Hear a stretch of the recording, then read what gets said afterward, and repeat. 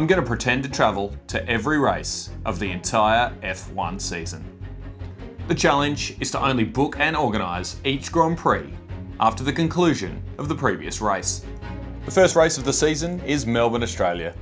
Conveniently, my home Grand Prix. Now, for me to successfully attend the Melbourne race weekend, I need to book travel to the city, sort out accommodation, find out what else Melbourne has to offer, and of course, get tickets to the Sunday main race. As far as cost is concerned, I'm not going ultra budget, but making sure I'm comfortable without being too luxurious.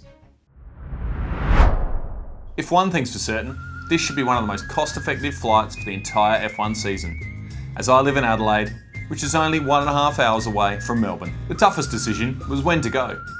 One option was to arrive a few days before and see the sights and immerse myself in the city, and the other was to arrive the day before the race, save money on accommodation and make my stay brief. I've decided to go with option 2, which means I'm catching a flight on the 7th of March, flying with Jetstar, leaving at 6:15 a.m. That gets me to Melbourne at 8:05 a.m, with a whole day to enjoy the city before the race on Sunday. After adding checked baggage, the total cost of the flight was $220. With only booking a place to stay 2 weeks before the race, the options were not only expensive, but scarce. Luckily, Melbourne has excellent public transport, which means staying a little way out of the city centre is not a problem. I've also decided to stay for an extra night after the race, as this gives me a whole day to prepare, plan and book the next race without stressing about where I'm going to sleep. I ended up finding this Airbnb unit in Kensington, 14 kilometres from the racetrack, which will take about 50 minutes on race day using public transport. The place is really nice, has 2 beds for me and a companion, all the comforts we would need.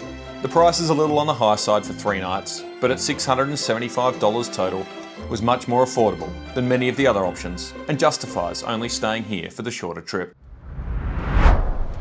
With little to no options left for tickets to the main race on Sunday, I was able to find a ticket on the resale website Viagogo for $537. This is a pretty hefty markup from the $210 the ticket cost on release, but we gotta go. Other options I had to find tickets were on Facebook resale pages, which would require messaging people, so I've stayed away from that. The general admission ticket gives me access to many of the trackside viewing spots, with apparently Brocky's Hill at turns 9 and 10, and turn 2 being the favoured spots to park yourself for the day. Getting there as soon as the gates open at 8:30 is highly recommended. With only one day either side of the race to explore Melbourne, we need to hit the sights hard and make the most of our options. Federation Square is a vibrant area with events happening all the time, probably an excellent place to people watch.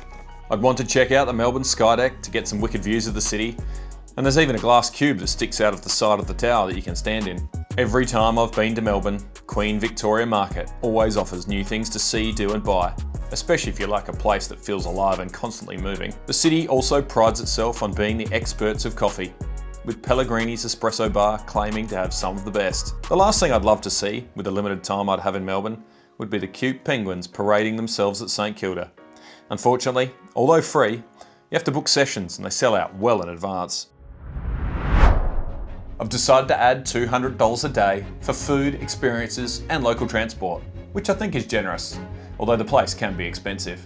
When all costs are factored in, including flights, accommodation and tickets, the total for the whole race weekend comes in at just over $2,200. I think that's a pretty decent price to start the Formula 1 season. See you in the next video when we head to Shanghai.